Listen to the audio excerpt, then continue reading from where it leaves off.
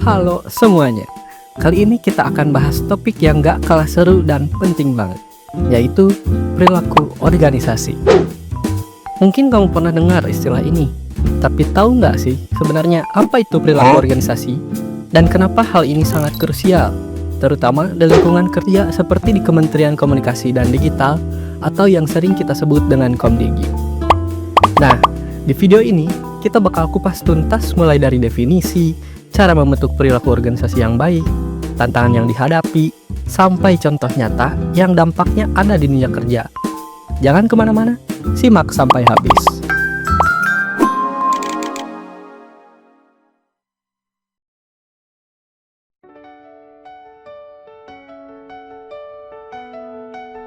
Oke, pertama-tama kita bahas dulu apa sih sebenarnya perilaku organisasi itu.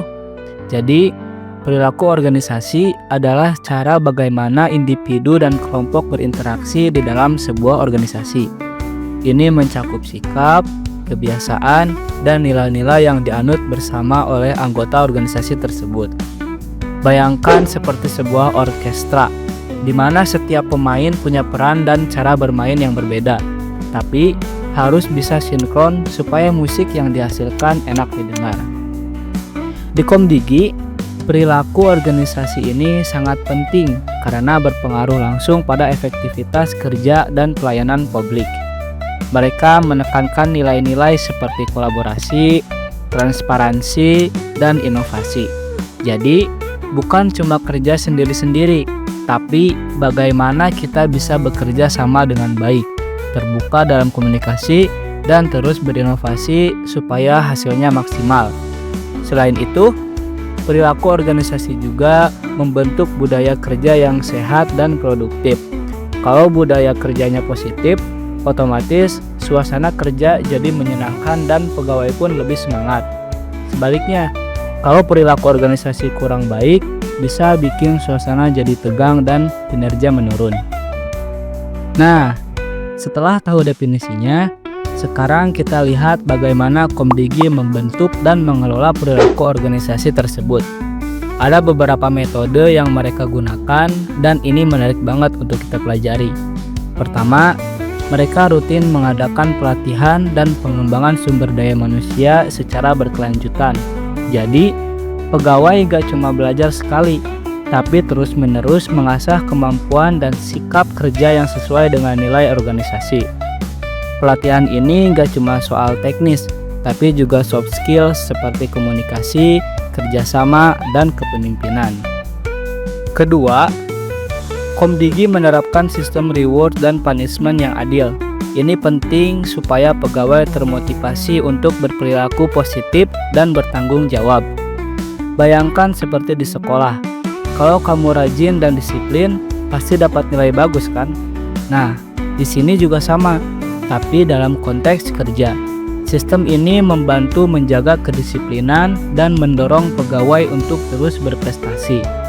Ketiga, mereka membangun komunikasi internal yang terbuka dan inklusif.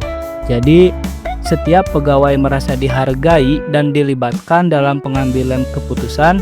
Ini seperti keluarga besar yang saling mendengarkan dan menghargai pendapat satu sama lain. Sehingga suasana kerja jadi lebih nyaman dan produktif.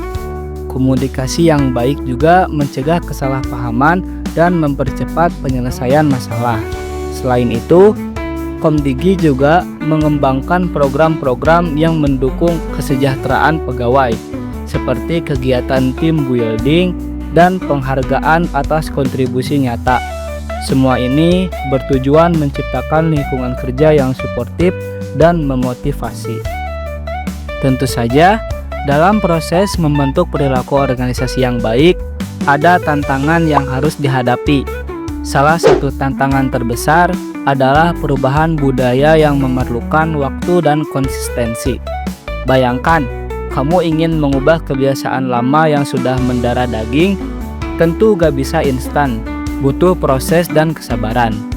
Perubahan ini harus dilakukan secara bertahap dan melibatkan semua pihak agar bisa bertahan lama.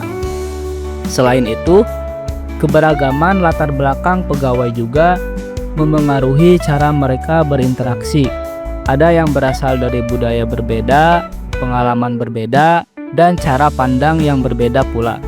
Oleh karena itu, Komdigi berupaya menciptakan lingkungan yang inklusif dan adaptif, supaya semua pegawai bisa merasa nyaman dan bisa berkontribusi maksimal. Ini penting supaya tidak ada yang merasa terpinggirkan dan semua bisa bekerja sama dengan harmonis. Sekarang kita masuk ke bagian yang paling seru, yaitu contoh nyata bagaimana sih perilaku organisasi yang baik akan berdampak positif pada kinerja Komdigi. Misalnya saat menghadapi situasi yang darurat seperti serangan cyber, perilaku organisasi yang solid dan responsif memungkinkan mereka untuk cepat berkoordinasi dan mengambil tindakan tepat. Bayangkan seperti tim pemadam kebakaran yang harus sigap dan kompak supaya api bisa segera dipadamkan. Begitu juga di Komdigi, budaya kerja yang baik bukan hanya teori saja, tapi benar-benar berpengaruh pada hasil nyata yang dirasakan oleh masyarakat luas. Selain itu, perilaku organisasi yang baik juga meningkatkan kepuasan kerja pegawai yang berujung pada pelayanan publik yang lebih optimal dan inovatif. Pegawai yang merasa dihargai dan nyaman bekerja cenderung lebih kreatif dan bersemangat dalam menjalankan tugasnya. Itu dia pembahasan kita hari ini tentang perilaku organisasi berdasarkan hasil wawancara yang sangat menarik dari Komdigi. Dari sini kita bisa belajar bahwa perilaku organisasi adalah kunci keberhasilan kerja dan pelayanan publik. Perubahan perilaku organisasi harus dimulai dari pimpinan yang memberi contoh nyata dan melibatkan seluruh anggota organisasi agar tercipta rasa memiliki dan berkomitmen bersama. Semoga video ini bisa membantu wawasan kamu dan bikin kamu makin semangat untuk terus belajar. Jangan lupa untuk like, share, dan subscribe. Terima kasih sudah menonton. Sampai jumpa. Telanjang ku telanjang menyicipi dunia, hatiku berkata selamat datang di 20. Kau tambal kegagalanku, kau masuk ke dalam darah, berdansa dan berserah untuk sekian jam saja. Sembunyikanmu dari dunia, hilang akal saat kau ada, berputar mana ujungnya. Menangisku di pundakmu, kau bilang akan semua biru. Aku pura-pura tak tahu, pura-pura tak sadar, kau hanya trauma. Aku ingin tak menghiraukan masa depan, namun hidup apa hanya 8 kali sebulan.